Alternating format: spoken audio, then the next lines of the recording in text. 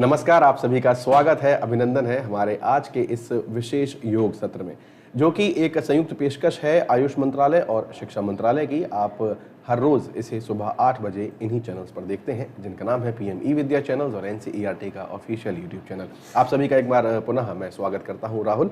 और आज मैं आपको बता दूं कि हमारे आज के इस योग सत्र, जिसका नाम योग शक्ति है, उसमें हम बात करने वाले हैं यौगिक मैनेजमेंट ऑफ ओवरवेट और ओबेसिटी। एक ऐसी समस्या जो बहुत तेज़ी से बढ़ रही है, और यदि हम भारत के परिप्रेक्ष्य में बात करें तो तकरीबन 40% आबादी जो है हमारी इससे ग्रसित है। अब बच्चों की बात करें, युवाओं की बात करें या बड़ों की बात करें, सभी आयु वर्ग के लोगों में इस तरीके की जो समस्या है वो पाई जा रही है। और इसके तमाम कारक हैं, तमाम कारण हैं और इनके कुछ उपाय भी हैं। तो इन सब को आज हम एक क्रम में जानेंगे हमारे आज के इस योग सत्र में, जिसका नाम है योग शक्ति। आप सभी का एक बार स्वागत। और हमारे साथ दो खास मेहमान हैं, उनका भी स्वागत करता हूं, आपसे परिचय कराता हूं। मिस्टर शशांक अत्रे हमारे साथ हैं। आप योग थेरेपिस्ट हैं मोरारजी देसाई राष्ट्रीय योग संस्थान में। शशांक जी नमस्कार, आपका बहुत बहुत स्वागत है। और हमारे साथ आज शशांक जी की जो भूमिका है वो एक एक्सपर्ट और कमेंटेटर की है। लेकिन आज जो योगा के पोस्चर्स कराए जाएंगे, जो आसन कराए जाएंगे, उन्हें डेमोन्स्ट्रेट करने के लिए हमारे साथ हैं मिस्टर कार्तिक विज। आप बीएससी यौगिक साइंस के स्टूडेंट हैं मोरारजी देसाई राष्ट्रीय योग संस्थान में। कार्तिक नमस्कार, आपका भी बहुत बहुत स्वागत है। आप भी हमारे इस लाइव इंटरैक्टिव सेशन का हिस्सा बन सकते हैं। यदि कोई प्रश्न है, कोई जिज्ञासा है, तो बेहिचक 8800440559 पर आप फ़ोन करें, अपना प्रश्न पूछें और यथासंभव शशांक जी जो है उस प्रश्न का उत्तर देने का प्रयास करेंगे। और यदि आप चाहें तो हमें ईमेल भी कर सकते हैं, और हमारा ईमेल आईडी है mdniy@yahoo.co.in। तो शशांक जी, सबसे पहले तो एक बहुत ही बेसिक सा, मैं कहूँगा सामान्य सा प्रश्न कि जैसे मैंने कहा कि 40% की लगभग आबादी कुछ आंकड़ों के मुताबिक भारत में जो है ग्रसित है ओबेसिटी से, ओवरवेट से। बच्चों की बात करें, युवाओं की बात करें, और चाहे बुजुर्ग भी क्यों ना हो, 60 से ऊपर के जो भी हैं। तो कैसे आज आप हमारे इस सत्र की शुरुआत करेंगे, और सबके लिए कुछ ना कुछ आप लेकर आए होंगे, क्योंकि ये कॉमन मुझे लगता है प्रॉब्लम है। जी जी बिल्कुल। बिल्कुल ठीक कहा आपने कि मोटापा एक गंभीर समस्या के रूप में पूरे विश्व के लिए उभर रही है। सिर्फ भारत की बात नहीं, अपितु समूचा विश्व इससे ग्रसित हो रहा है। बिल्कुल।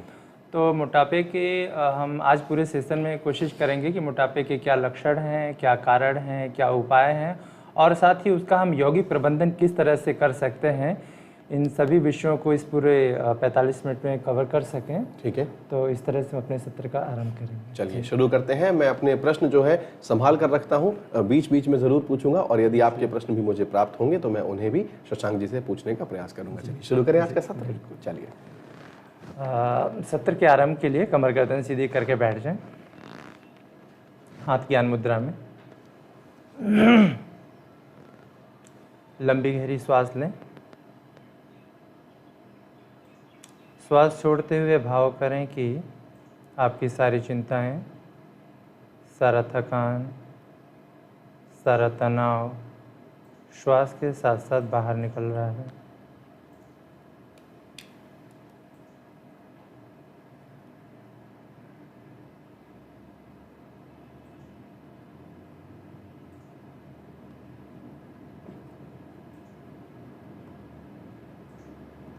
अब प्रार्थना के लिए दोनों हथेलियों को परस्पर जोड़ें।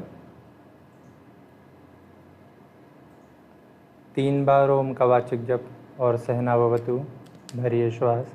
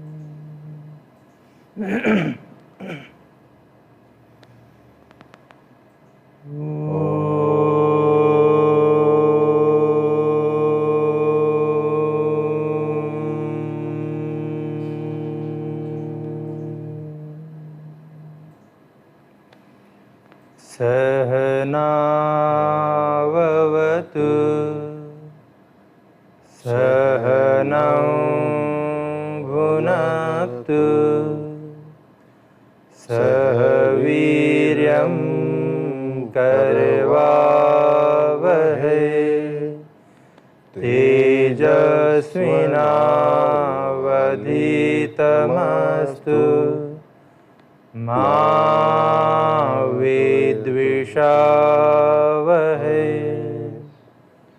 ओम शांति शांति शांति।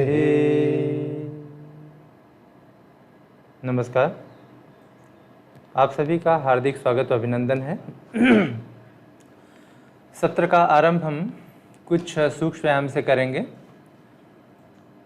खड़े हो जाएं, दोनों पैरों को मिला लें। पहला अभ्यास हम करेंगे पूर्ण भुजा शक्ति विकासक। दोनों हाथ का अंगूठा अंदर और मुट्ठी बंद करें। नाक से श्वास अंदर भरें। श्वास को अंदर ही रोक के हाथ को तेजी से घुमा दें।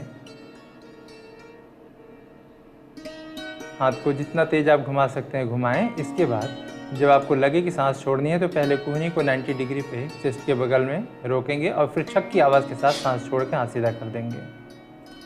1-2 लंबी गहरी श्वास। इसी को हम दूसरी ओर से करेंगे, रिवर्स करेंगे। भरिए एक बार फिर से श्वास, रिवर्स।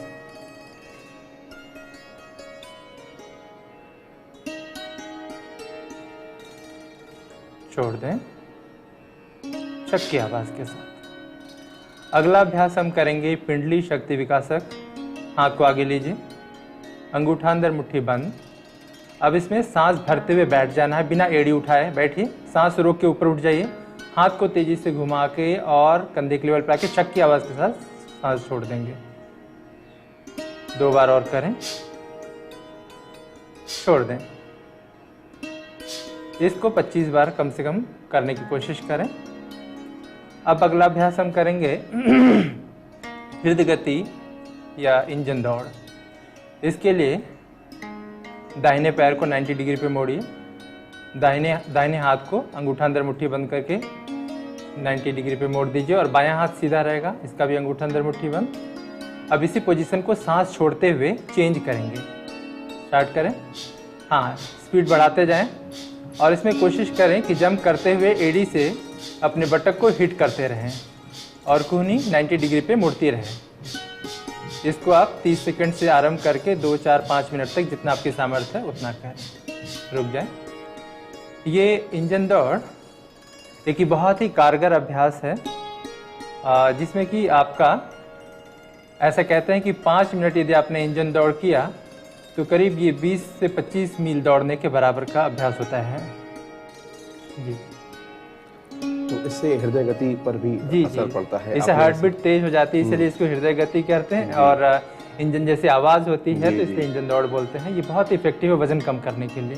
यहाँ पर ध्यान आकर्षित करने के लिए इंजन का भी प्रयोग किया आपने। और इंजन को जब हम देखते हैं तो हमें एक प्रेरणा मिलती है कि वो कभी ना तो रुकता है ना वो थकता है, सिर्फ इसलिए कि उसे एक ट्रेन को खींचना होता है। उसको एक लीडर की भूमिका निभानी होती है और आपको भी अपनी अपनी जो निजी जिंदगी है उसमें लीडर की भूमिका निभानी ही है। यदि आप पिता हैं तो निभा रहे होंगे, बेटे हैं तो निभाने की तैयारी कर रहे होंगे, छोटे हैं तो तैयारी कर रहे होंगे। चलिए हम लोग यहाँ से आगे बढ़ते हैं। और शशांक जी, जैसे हमने अभी शुरुआत की, लेकिन जब हम ओवरवेट की बात करते हैं, 2015-16 में जब नेशनल फैमिली हेल्थ सर्वे आया था तो उसमें तकरीबन 5 में से 1 को ऐसी समस्या होती थी।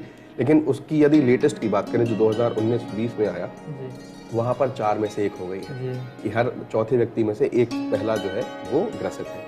तो इसके जो लक्षण है वो क्या होंगे? कैसे हमें पता लगेगा कि ओवरवेट हो रहे हैं, बढ़ रहा है? जी, कैसे जानेंगे? जी बिल्कुल, अच्छा प्रश्न है जी। देखिए, ओवरवेट ऐसी कोई समस्या नहीं है। इसके लिए किसी टेस्ट की आवश्यकता नहीं है आपको, ये आपको खुद ही पता चल जाएगा।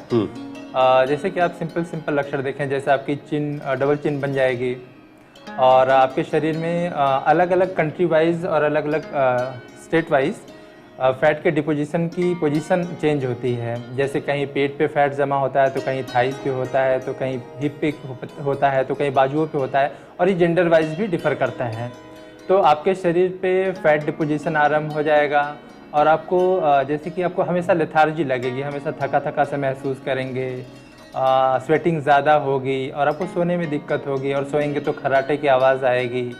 फिर आपको सांस लेने में भी प्रॉब्लम होगी, सांस फूलेगी आपकी। जी। इसके साथ ही साथ इन लक्षणों के अलावा यदि आप इस पे ध्यान नहीं देते हैं और ये कंटिन्यूएशन में रहता है तो फिर आपको दूसरी बीमारियां आरंभ हो जाती हैं, जैसे कि आपका कोलेस्ट्रॉल बढ़ना शुरू हो जाएगा, आपका ब्लड प्रेशर हाई हो जाएगा, फिर आपको हार्ट रिलेटेड कुछ प्रॉब्लम्स आएंगी। अगर आपने ज़्यादा ध्यान नहीं दिया और ये बढ़ता ही गया तो फिर आपको हार्ट अटैक भी आ सकता है, किडनी फेलियर के भी चांसेस रहते हैं, जॉइंट्स पेन रहता है और नी पेन तो स्पेशली रहता ही, क्योंकि पूरे शरीर का भार नी के ऊपर आता है।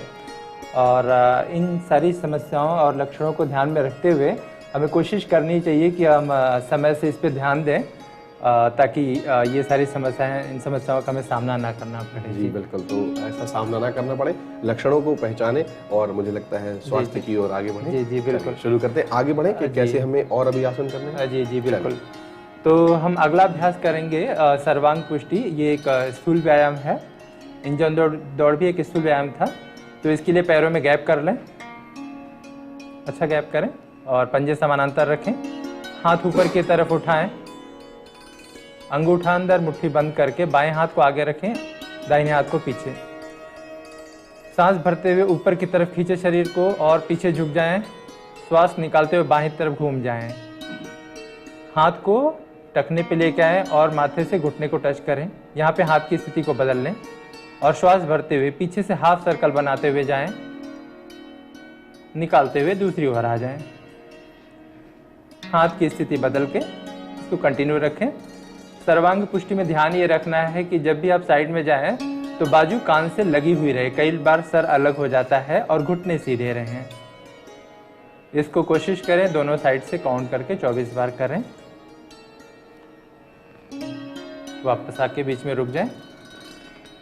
अब हम करेंगे सूर्य नमस्कार का अभ्यास। सूर्य नमस्कार मोटापा कम करने के लिए एक बहुत ही कारगर उपाय है। इसमें कुछ आसनों का एक समूह है जिसको हम साइक्लिक फॉर्म में करते हैं।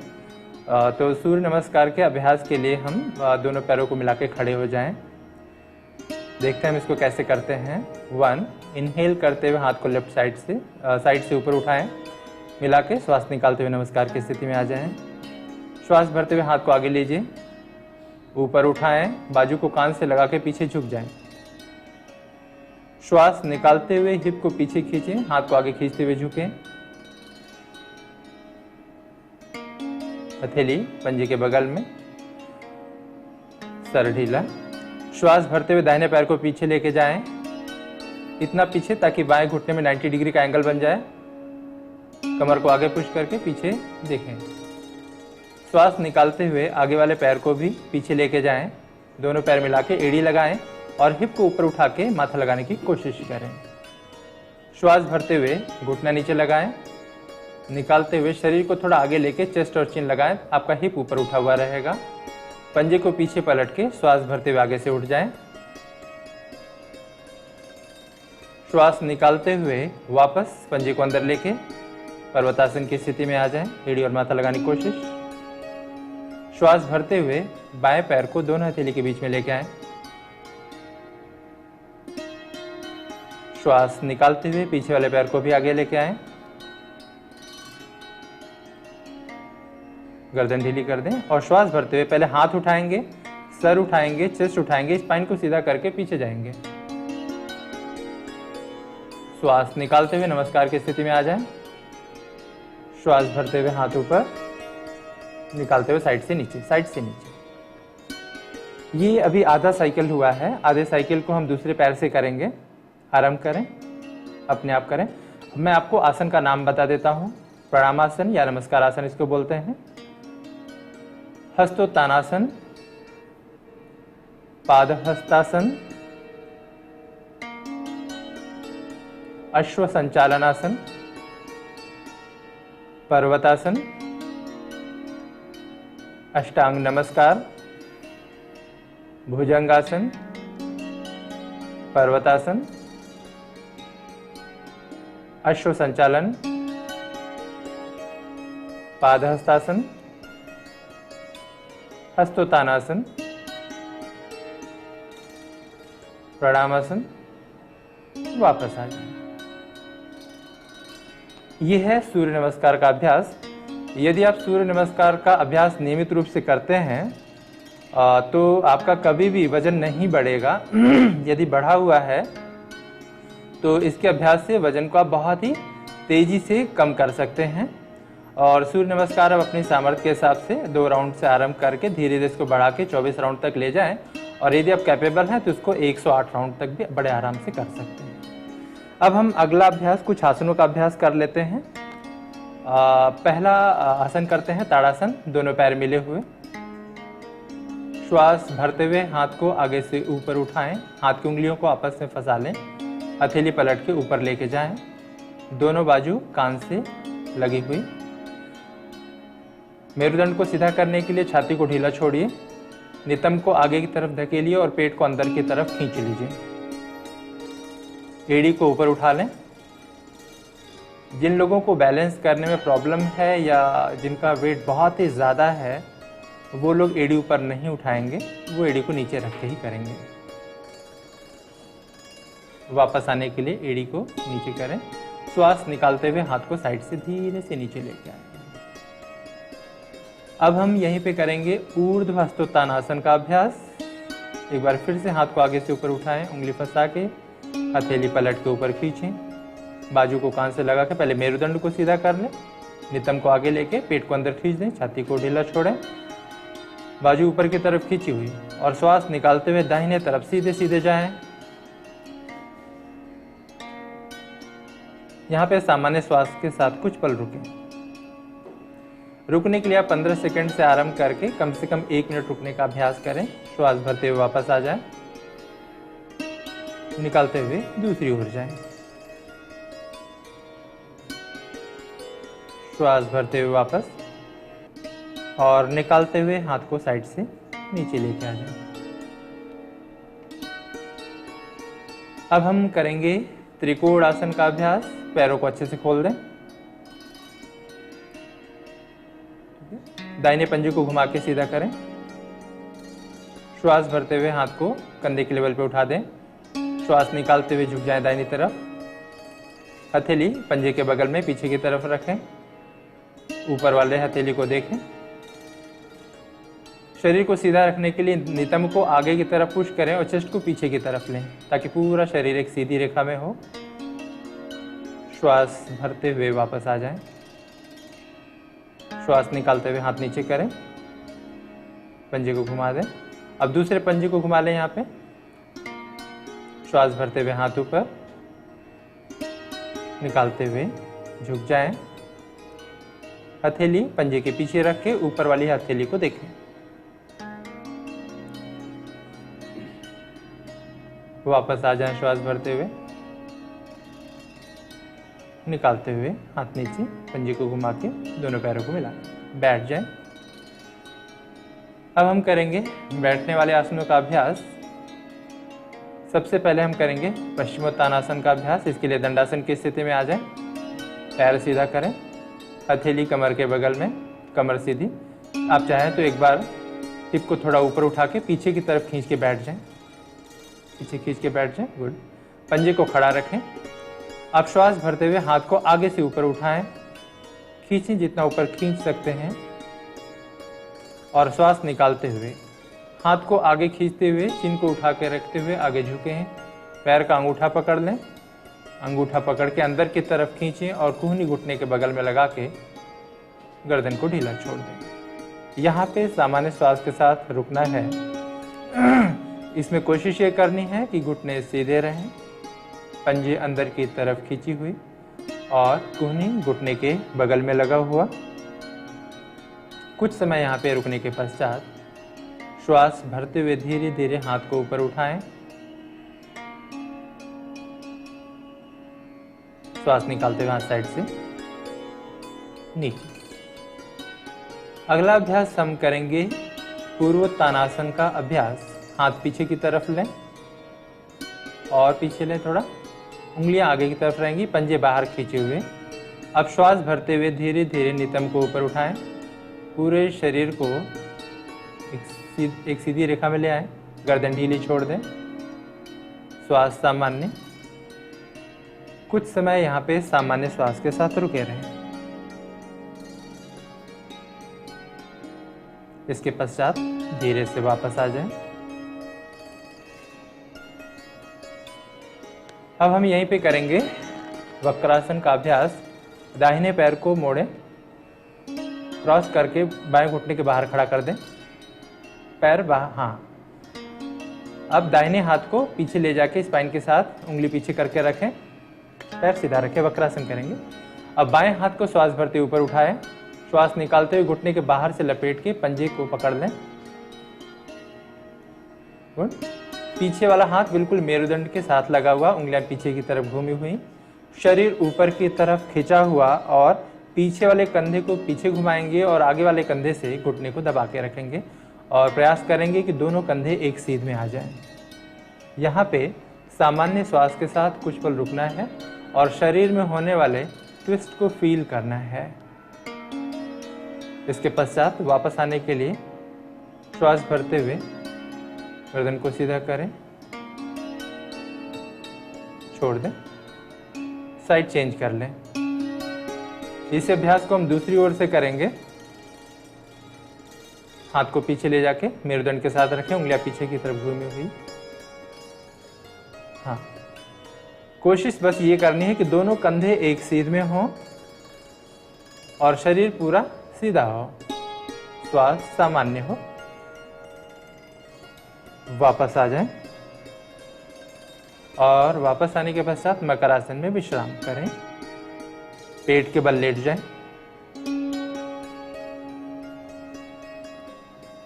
पैरों में गैप कर लें, एड़ी अंदर की तरफ, पंजे बाहर की तरफ और दोनों हाथ की उंगलियां आपस में मिली हुई, गर्दन एक तरफ घुमा लें और पूरे शरीर को ढीला छोड़ दें। यहाँ पे शरीर को पूरी तरह से ड्रॉप कर देना है ताकि आपके शरीर का एक एक अंग मैट के संपर्क में आ जाए। आंखें बंद करके बस आती जाती श्वास के प्रति सजग बने रहें। जैसे जैसे हम ये आसन कर रहे हैं तो स्वस्थता का जो पैमाना है वो अच्छा लग रहा है। मुझे लगता है कि जो लोग इसका रेगुलर प्रैक्टिस करेंगे, एक प्रक्रिया है। अब जब आप इससे रोज 2-4 होंगे तो मुझे लग रहा है फिर आपको अच्छा लगने लगेगा। शुरुआत होती है 1990 से, यदि हम बात करें, और अभी हम 21वीं सदी के भी जो है 2 दशक पूरे कर चुके हैं, तीसरे में कदम रखा हुआ है। 1990 में यदि पूरी विश्व की जनसंख्या की बात करें तो 4% लोगों की जो मृत्यु होती थी वो ओबेसिटी के कारण थी, लेकिन 2019 आते आते वो 4 से 8% हो गया। तो बहुत तेजी से बढ़ रहा है। जहां पर पुरुषों में ये 15% हुआ करती थी, वो 23 पर आ गई है। तो इस तरीके से जो आंकड़ों की यदि बात करें, और ऐसा भी मैंने पढ़ा कि जो एक ग्लोबल सर्वे हुआ जिसने ये बताया कि there are 5.02 million people who have died prematurely due to obesity in 2009। ये बहुत ही एक डरावने आंकड़े हैं और स्वस्थता हमें खुद ही तलाशनी होगी अपने जीवनचर्या में। तो इसके जो कारण है वो क्या है, ताकि लोग इससे ना अवेयर हो सकें। लोग जो है खुद एक कहते हैं ना कि खुद सशक्त होंगे तभी वो दूसरे को सशक्त कर पाएंगे। तो वो कैसे अपने आप को अवेयर करें और बाकियों को अवेयर करें ताकि वो इससे बच सकें, ये मेरा प्रश्न है। देखिए, ये बहुत ही अच्छा प्रश्न है और इन्होंने बहुत ही अच्छी बात बताई कि ये बहुत ही चिंता का विषय है। अब समय नहीं है कि हम इसको नज़रअंदाज करें, अब समय आ गया है कि हम इसको गंभीरता से लें, क्योंकि ये सिर्फ भारत की बात नहीं है और किसी व्यक्ति विशेष की बात नहीं है, पूरे विश्व के लिए खतरा बना हुआ है। और ये मोटापा अपने आप में बहुत सारी बीमारियों के लिए एक आधारशिला बनती है। यहाँ से बहुत सारी बीमारियाँ अनायास ही पनपती हैं। तो अगर हम मोटापे के कारण के बारे में थोड़ा सा विचार कर लें तो हमें लगता है कि कम से कम आधा काम तो हमारा ऐसे ही हो जाएगा, क्योंकि जिन कारणों की वजह से हमारा मोटापा बढ़ रहा है, यदि हम उन कारणों से बच जाएं तो हम मोटे नहीं होंगे, और यदि पहले से आप मोटे हो गए हैं तो फिर हम उसको उपाय करेंगे। तो मोटापे के जो सबसे बड़े कारण हैं उनमें से एक तो है जो सेडेंट्री लाइफस्टाइल, क्योंकि आजकल का जो हमारी जीवनचर्या है वो बिल्कुल ऐसी है, निष्क्रिय, बिल्कुल घर में बैठे रहना, फिर यहाँ से निकल के ऑफिस में जाके बैठे रहना, किसी भी तरह का हम शारीरिक श्रम नहीं करते। और ये सिर्फ बड़ों की बात नहीं है, बच्चों में भी ये बात है, क्योंकि पहले तो बच्चे क्या होते थे, बच्चों का खेलने से बड़ा गहरा संबंध होता था, जो बचपन होता था पूरा खेलने में गुजरता था, तो इसलिए कम से कम बच्चे तो कभी मोटे नहीं होते थे। और पहले के तो बड़े लोग भी मोटे नहीं होते थे, क्योंकि उनका पूरा जीवन सुबह से शाम तक का शारीरिक श्रम के इर्द गिर्द ही होता था, तो इसलिए ना बच्चे ना बूढ़े कोई मोटा होता नहीं था। लेकिन आजकल तो बड़े बच्चे भी मोटे हो गए हैं, और मुझे तो कभी कभी बात भी वही कर रहे हैं, पिछले 3 दशक में जो बदलाव हुए हैं उसी में आपने ये बात जोड़ने का प्रयास किया है। बिल्कुल कि पहले खेल होता था, मैदान में ज्यादा वक्त गुजरता था और बड़े भी इसलिए नहीं होते थे मोटे। बिल्कुल। तो अब कैसे बैलेंस करेंगे? नहीं, अभी तो और हाँ बिल्कुल, अभी तो लक्षण और भी तो देखिए, इतनी लक्षण पे अभी हम नहीं रुकने वाले हैं। बिल्कुल। तो सिर्फ हमारी निष्क्रिय जीवनचर्या है, इतना ही नहीं कर रहे हैं हम, गलतियों पे गलतियां किए चले जा रहे हैं। हमारी जीवनचर्या तो निष्क्रिय हो ही गई है, साथ में पहले तो क्या होता था, लोग श्रम करते थे फिर खाते थे, क्योंकि ये मान लीजिए कि यदि आप श्रम नहीं करते तो आपको खाने का अधिकार नहीं है।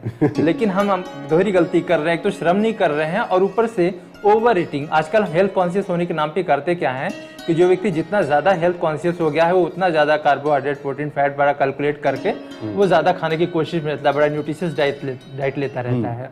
और साथ में इतना ही नहीं, अब जीभ के स्वाद के चक्कर में फास्ट फूड और जंक फूड खाते रहते हैं।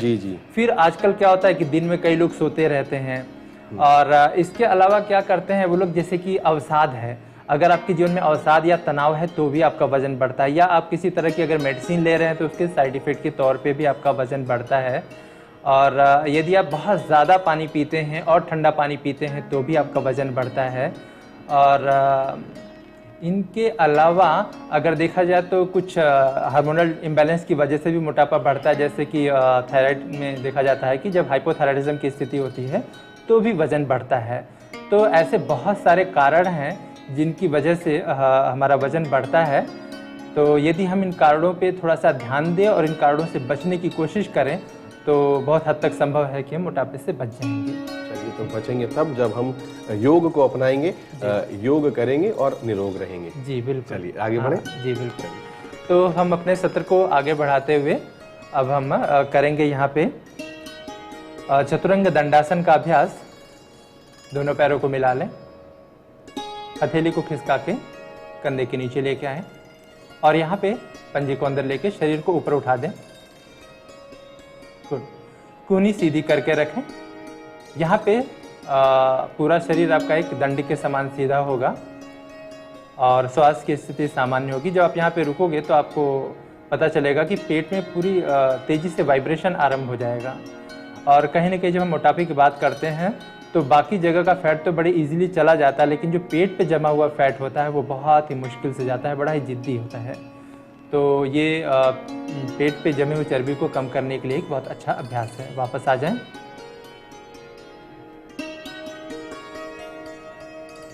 अब हम यहीं पे करेंगे एक अगला अभ्यास धनुरासन का। दोनों पैरों को मोड़ दें, पैर का अंगूठा मिला हुआ और घुटने अलग रहेंगे। हाथ से टखने को पकड़ लें और अब श्वास भरते हुए दोनों को एक साथ ऊपर उठाएंगे। कोशिश करेंगे पूरे शरीर का भार नाभि के ऊपर आ जाए। और ये धनुरासन का अभ्यास भी वजन कम करने के लिए बहुत अच्छा, बहुत कारगर उपाय है। और धनुरासन के अभ्यास से पेट पे जमा हुआ फैट तो कम होता ही है, साथ ही आपकी जठराग्नि प्रदीप्त होती है और जठराग्नि का बहुत ही मेजर रोल होता है। वापस आ जाएं।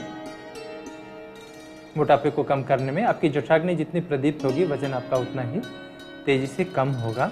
जठराग्नि जितनी मंद होती है उतना ही वजन आपका बढ़ता है। तो मंद जठराग्नि भी एक मोटापे का कारण होता है। अब हम पीठ के बल आ जाएंगे।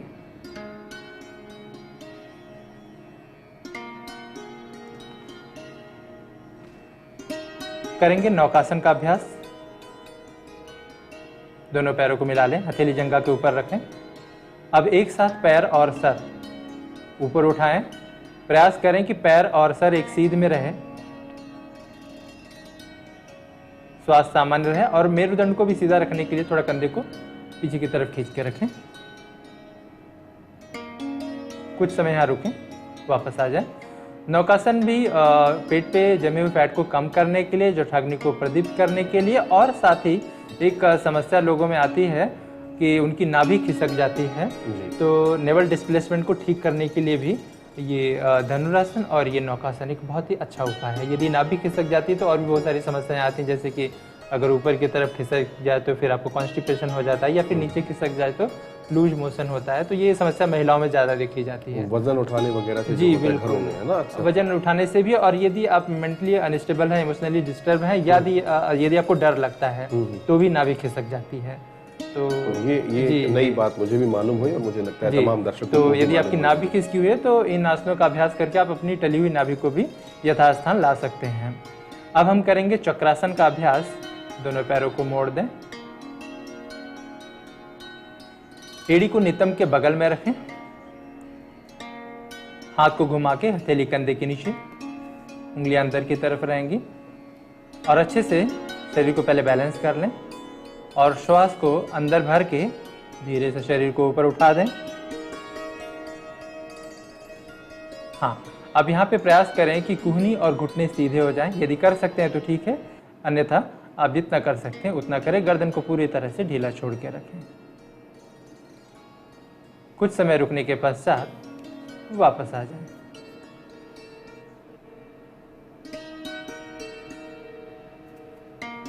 अब हम करेंगे पवन मुक्तासन का अभ्यास। दोनों पैरों को मिला लें, हथेली जंघा के बगल में। श्वास भरते हुए धीरे धीरे दोनों पैरों को अब 90 अंश के कोण पे उठाएंगे, अर्धहलासन की स्थिति में आए, और श्वास निकालते हुए घुटने को मोड़ दें। हाथ की उंगली फंसा के घुटने को ऊपर से पकड़ लें। कमर को ढीला छोड़ के घुटने को नीचे दबाते जाएं। जितनी कमर आपकी ढीली होती जाए उतना घुटने को दबाते जाएं। जिन लोगों को हाइपर एसिडिटी की प्रॉब्लम है, या जिनका ब्लड प्रेशर हाई है, या जिनको कोई कार्डियक प्रॉब्लम है, वो लोग इसका अभ्यास नहीं करेंगे। और जिनको सर्वाइकल स्पॉन्डिलोसिस है वो गर्दन ऊपर नहीं उठाएंगे। बाकी लोग श्वास निकालें और गर्दन को ऊपर उठा के चिन को घुटने से ऊपर रख दें। यहाँ पे सामान्य श्वास के साथ कुछ पल रुकना है। इसके पश्चात धीरे से गर्दन को नीचे करें, हथेलियों को खोल के साइड में रखें, और श्वास भरते हुए पैर को ऊपर उठाएं 90 डिग्री पे, निकालते हुए नीचे लेके आएं। और अब शवासन की स्थिति में आ जाएं। शवासन के लिए पैरों में 1 से 1.5 फीट का गैप कर लें, हथेली कमर से आधे फीट की दूरी पर। अब यहाँ पे सर से लेके पैर तक पूरे शरीर को ढीला छोड़ देना है। पूरा शरीर ढीला। कॉन्शियसली आपको सर से लेके पैर तक और पैर से लेके सर तक पूरे शरीर का निरीक्षण करते जाना है। और आपको जहाँ जहाँ किसी भी तरह का कोई तनाव, खिंचाव, दबाव या भारीपन अनुभव हो, उन सभी को एक एक करके ढीला छोड़ दें। क्योंकि कई बार क्या होता है कि हम लंबे समय जब तनाव में रहते हैं तो सिर्फ शरीर को छोड़ने मात्र से, या लेटने मात्र से, या सोने मात्र से शरीर विश्राम की स्थिति में नहीं आ पाता। यदि आप सामान्य हैं तो जैसे ही आप लेटेंगे या निद्रा में जाएंगे तो आपका शरीर विश्राम में आ जाएगा। लेकिन जब हम लंबे समय तनाव में रहते हैं तो हमारी मसल्स कुछ इस तरह से एडजस्ट हो जाती हैं कि फिर आपके सोने या लेटने से उनको विश्राम नहीं प्राप्त होता। तो ऐसी स्थिति में शवासन और योग निद्रा एक कारगर उपाय होता है, जहां आप अपने पूरे शरीर का निरीक्षण करके कॉन्शियसली उसको अवेयरनेस के साथ और कमांड दे के ढीला छोड़ते हैं। तब जाके हमारा शरीर विश्राम की स्थिति में आ पाता है। जी। तो जैसे अभी आपने कहा कार्तिक से आपने शवासन करवाया। शवासन में एक आराम की मुद्रा है और आराम बहुत ज़रूरी है। मुझे ऐसा मैंने ज्ञान प्राप्त किया है कि सभी जो योगासन हम करते हैं उसके बाद हमें थोड़ा सा आराम करना चाहिए, उससे हमें ऊर्जा प्राप्त होती है। और हम जिन शारीरिक अंगों के प्रति सचेत हो रहे हैं उनमें भी ऊर्जा का संचार बढ़ता है। जी बिल्कुल, क्योंकि क्या होता है ना कि हमारी अवेयरनेस जहाँ जाती है, जी, हमारी अवेयरनेस के साथ शरीर में 2 चेंजेस होते हैं। अवेयरनेस जहाँ जाएगी वहाँ आपका ब्लड फ्लो तेज हो जाएगा और वहाँ प्राण का प्रवाह तेज हो जाता है। तो आप चाहे आप बंद करके आँख कभी भी देखिए, अंगूठे के ऊपर फोकस करिए तो आप चेक करो कि आपका ब्लड फ्लो अंगूठे में बढ़ जाएगा और यहाँ पे प्राण का सर्कुलेशन भी बढ़ जाएगा। तो अवेयरनेस का ये कमाल होता है। तो हम जिन अंगों की उपेक्षा करते हैं वो अंग धीरे धीरे निष्क्रिय होते चले जाते हैं। तो इसीलिए हमें अपने शरीर के किसी भी अंग की उपेक्षा नहीं करनी है। वो बिल्कुल हमें एक कहना चाहिए हमारा बहुत बड़ा खजाना है। जी। चलिए अभी इस खजाने की बात की है, अब खजाना तो ये है कि कैसे स्वस्थ रहा जाए जी, जी, और बढ़ते जो वजन की समस्या है उससे निजात पाई जाए। तो अब अंतिम हमारा पड़ाव आने वाला है हमारे सत्र का, इसमें उपाय हमें बताने हैं। जो हमारे साथ दर्शक जुड़े हुए हैं और हमारे जो कुछ दर्शक हैं वो ये भी कह रहे हैं कि it is a very relevant topic और अच्छा टॉपिक है, तो उन्हें उपाय भी बताएं ताकि हमारा जो सत्र है वो एक अच्छे नोट पर समाप्त हो, ताकि उन्हें लाभ ज़्यादा मिल सके। निश्चित रूप से, बिल्कुल। तो ये जैसा कि उन्होंने बताया कि हमारा ये सत्र समाप्ति की ओर बढ़ रहा है, तो उपाय के ऊपर हम बात करें तो ये जो हमारा योग का सारा अभ्यास है ये एक उपाय के ही रूप में है, लेकिन इसके अलावा कुछ चीज़ें हमें और भी करनी पड़ेंगी साथ के साथ, जिससे हम इस समस्या से निजात पा सकेंगे। जैसे कि आप सभी जानते हैं कि मोटापा एक खाने पीने से संबंधित समस्या है, तो इसमें हमारा खाना पीना बहुत इंपॉर्टेंट रोल प्ले करता है। तो हमें अपने खाने पीने को किस तरह से मैनेज करना है उसके बारे में थोड़ा सा बात करना ज़रूरी हो जाता है। तो जब बात मोटापे की चल रही हो तो फास्ट फूड और जंक फूड की बात ना आए तो ये बात अधूरी सी लगती है। तो आप सभी लोग यदि आप सच में मोटापे से निजात पाना चाहते हैं तो सबसे पहले तो आप फास्ट फूड और जंक फूड को नमस्कार कर दीजिए। फिर भी यदि आपकी जीवा पे कंट्रोल नहीं है तो आप कभी कभी मतलब वो सप्ताह में हो सकता है, 15 दिन में हो सकता है या महीने में हो सकता है, एक बार खा सकते हैं। डेली रूटीन का हिस्सा इसको मत बनाइए। दूसरा, खाने की जब बात करते हैं तो हमारा आयुर्वेद इस मामले में बड़ा ही उन्नत है। खाने पीने की बात हो तो आयुर्वेद से ज़्यादा मुझे लगता है किसी ने खाने पीने पे रिसर्च नहीं की होगी, क्योंकि आयुर्वेद ऐसा बताता है कि यदि आप पुराना अनाज खाएं तो वो वजन घटाता है, और नया अनाज खाएं, जैसे अभी गेहूं की बात करें कि वो अभी इसी साल का पैदा हुआ गेहूं खाएंगे तो वो वजन बढ़ाता है, और यदि वो गेहूं 1 साल या 2 साल पुराना है तो वो वजन घटाता है। ठीक है, तो कोशिश ये करें कि अनाज हम जितना पुराना से पुराना हमारे पास हो सके उपलब्ध, 1 साल 2 साल 3 साल, उस अनाज को खाएं। और दूसरा, हमारा आयुर्वेद ये कहता है कि यदि अनाज को आप भून के पहले फिर उसको पकाएं तो वो वजन घटाने में मदद करता है। और यदि इसको डायरेक्टली पका लेते हैं, जैसे कि आजकल हम लोग कुकर में बंद करके पकाते हैं, तो ये वजन बढ़ाता है। और खासकर जब ये पकाने की बात हो रही है तो चावल की भी बात करें कि वजन घटाने के नाम पे लोग आजकल हम कुकर में ही बनाने लगे। बिल्कुल बिल्कुल, तो लोग चावल पहले पतीले में बनते थे। बिल्कुल, तो चावल को जो हम कुकर में बनाते हैं तो ये आयुर्वेद साफ स्पष्ट शब्दों में कहता है कि ये चावल वजन बढ़ाता है, ये क्लेद को बढ़ाता है। तो चावल यदि आपको खाना है और वजन भी घटाना है तो इसको पकाने का तरीका आपको बदलना पड़ेगा। पहले तो चावल को रोस्ट कर लीजिए, इसके बाद इसको खुली पतीले में पकाइए, इसको ढकिए मत, और इसमें पानी ज्यादा डालिए। जब ये उबल जाए, इसमें जो मांड आता है ऊपर से स्टार्च, उसको बाहर निकाल दीजिए। जब चावल आपका अच्छे से पक जाए तो जो एक्स्ट्रा वाटर है उसको हम मांड बोलते हैं, उसको दूसरे बर्तन में पलट दीजिए। वो बड़ा ही पौष्टिक होता है, उसको आप या कोई और भी पी सकता है।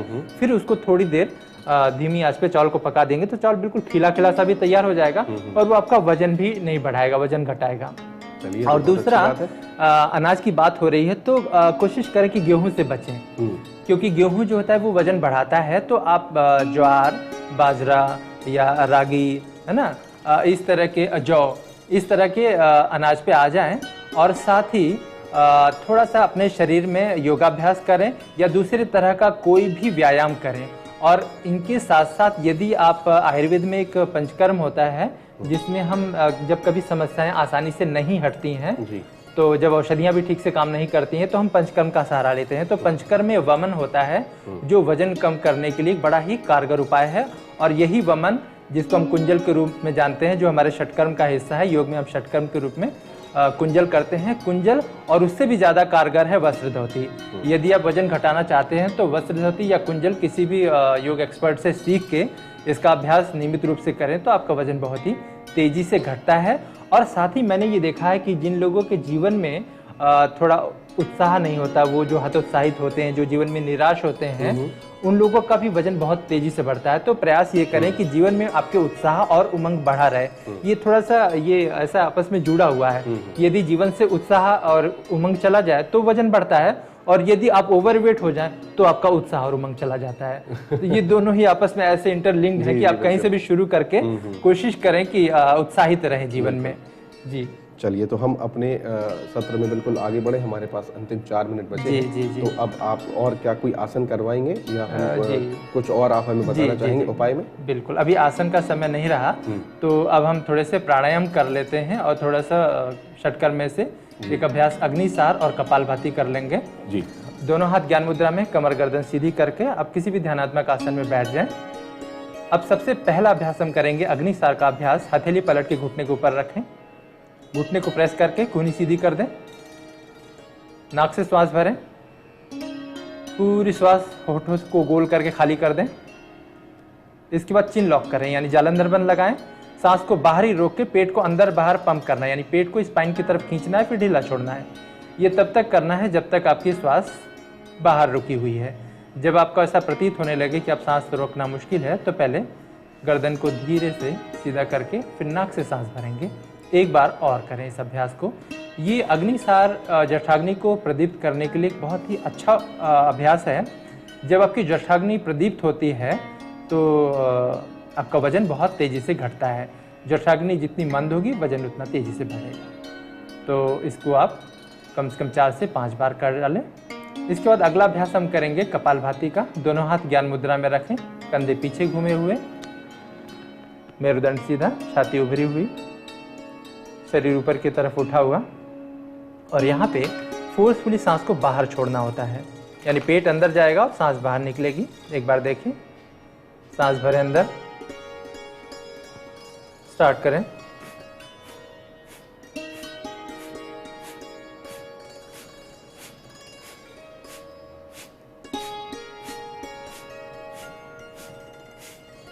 रुक जाएं, नाक से सांस भरें और मुंह से श्वास खाली कर दें। कपालभाति भी जठराग्नि को प्रदीप्त करने में और वजन को कम करने में और खासकर पेट पे जमा हुई चर्बी को कम करने के लिए एक बहुत ही अच्छा उपाय है।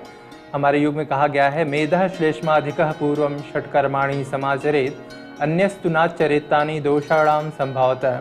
यानी जिसमें मेद, क्लेद और बढ़ा हुआ है, जिनका वात पित्त का इम्बैलेंस है, उनको षटकर्मों का अभ्यास करके पहले इनको ठीक करना चाहिए। तो षटकर्मों में जैसे मैंने आपको बताया कि वमन हो गया, अग्निसार हो गया, कपालभाति हो गया, वस्त्र धोती हो गया, ये सारे अभ्यास वजन को कम करने के लिए बहुत ही अच्छे उपाय के रूप में हैं। एक हम प्राणायाम करते हैं भस्त्रिका। जैसे हम कपालभाति की सांस को फोर्सफुली हमने बाहर छोड़ा, भस्त्रिका में सांस को लेते और छोड़ते, यानी दोनों पे हमारा फोकस रहता है। कपालभाति में हमने सिर्फ एक्टिव एक्सलेशन किया था, हमारा इनहेलेशन पैसिव था, लेकिन भस्त्रिका में active acceleration and active inhalation ये दोनों ही एक्टिव होता है।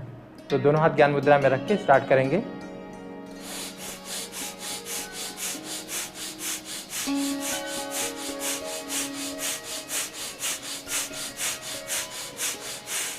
रुक जाएं। इस अभ्यास को इसी तरह से हम तेजी से करते हैं। इसमें आपको चक्कर आने जैसी अनुभूति होगी। जिन लोगों का ब्लड प्रेशर हाई है, जिनको कार्डियक प्रॉब्लम्स हैं और जिनको चक्कर की समस्या है, वो लोग इसका अभ्यास नहीं करेंगे। जिनका हाइपर एसिडिटी है वो भी नहीं करेंगे। तो भस्त्रिका भी एक वजन कम करने के लिए बहुत ही अच्छा प्राणायाम है। और एक प्राणायाम और करते हैं हम, नाड़ी शोधन, जिसके लिए दाहिने हाथ की प्रणव मुद्रा बनाएंगे। पहली 2 उंगली को मोड़ के अंगूठे की जड़ में लगाएं। बाएं हाथ की ज्ञान मुद्रा घुटने के ऊपर, शेष 2 उंगलियां मिली हुई रहेंगी।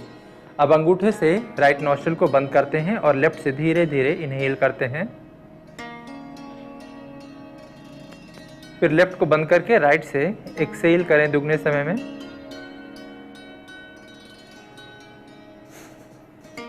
फिर राइट से ही इनहेल, राइट को बंद करके लेफ्ट से दुगने समय में एक्सहेल। 2 बार और कर जाए इस अभ्यास को। नाड़ी शोधन प्राणायाम, जैसा कि हम जानते हैं कि ये जो मोटापा है, वजन बढ़ने की समस्या, इसमें मेटाबॉलिज्म जो हमारा स्लो हो जाता है तो वजन बढ़ता है। तो मेटाबॉलिज्म को फास्ट करने के लिए जैसे कि हम एक्सरसाइज करें या आसनों का या सूक्ष्म सूर्य नमस्कार का अभ्यास करें तो हमारी मेटाबॉलिज्म फास्ट होता है। तो इसके साथ ही साथ यदि हम यानी शरीर में ऑक्सीजन का इंटेक बढ़ा दें, तो प्राणायाम के माध्यम से हम इंटेक बढ़ाते हैं। तो जब हम ज़्यादा ऑक्सीजन लेते हैं तो हमारा मेटाबॉलिज्म फास्ट हो जाता है। तो जब मेटाबॉलिज्म फास्ट होगा तो वजन अपने आप घटेगा। तो ये नाड़ी शोधन प्राणायाम वजन कम करने के लिए, और साथ में जैसा हमने देखा था कि तनाव की वजह से भी, अवसाद की वजह से भी वजन बढ़ता है। तो ये नाड़ी शोधन के प्राणायाम से आपका मन भी शांत रहेगा, आपका तनाव और अवसाद भी दूर होगा। तो इन सभी वजहों से भी हमारा वजन कम होगा।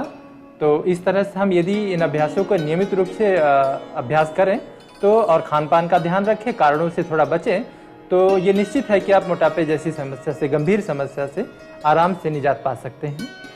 तो हम अभ्यास को समाप्त करें। जी समाप्ति की ओर बिल्कुल, ले जाते हुए बिल्कुल, हमारे पास 1 मिनट का समय जी जी जी बिल्कुल। तो शांति पाठ से समाप्त करते हैं। दोनों हथेलियों को परस्पर जोड़ दें। एक ओमकार और सर्वे भवन्तु सुखिनः। भरे श्वास।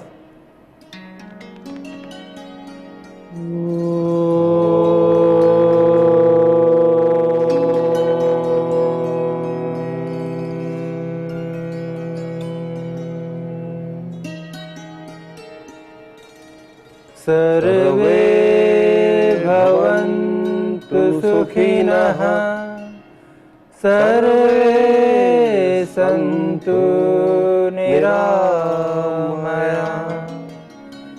सर्वे भद्राणि पश्यन्तु, मा कश्चित् दुःखभाग् भवेत्, मा कश्चित् दुःखभाग् भवेत्।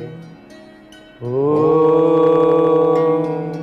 शान्तिः शान्तिः शान्तिः।